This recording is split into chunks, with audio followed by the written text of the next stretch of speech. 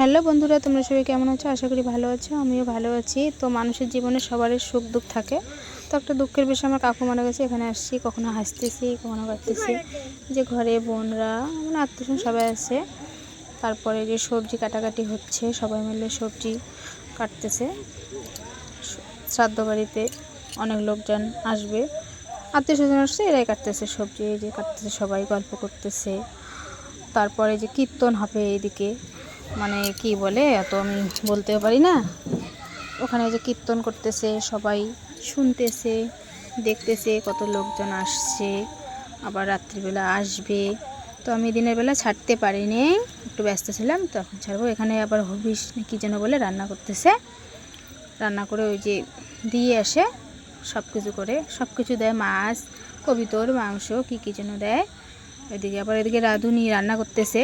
তো রান্নাবান্না প্রায় শেষের দিকে ঢেকে রেখেছে। তারপরে এদিকে প্যান্ডেল করেছে, ওখানে লোকজন খাবে। তো হবিষটা বাড়ায় না দিলে লোকজন তো খাইতে পাবে না। তো এই যে বাড়াই দেওয়ার জন্য এই যে ঢালছে, এখন দিয়ে আসবে, তারপর খাবে।